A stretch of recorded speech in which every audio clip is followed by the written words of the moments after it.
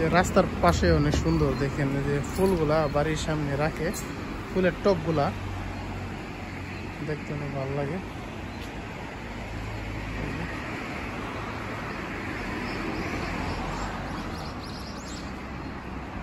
ভালো লাগার মতো যত বাড়ি হচ্ছে মেন রোড, রোডের পাশে বাড়িটা।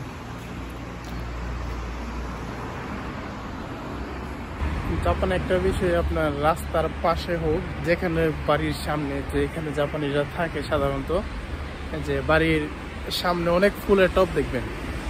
ওরা আসলে পরিষ্কার পরিচ্ছন্ন এবং সৌন্দর্য বজায় রাখতে সবসময় ওরা ভালো পায় আর কি। তো যার কারণে বাড়ির আশেপাশে যত ফুলের টব আছে, সুন্দর সুন্দর ফুল ধরে রয়েছে, এরকম রাখে। এগুলো দেখতে আসলেই ভালো লাগে।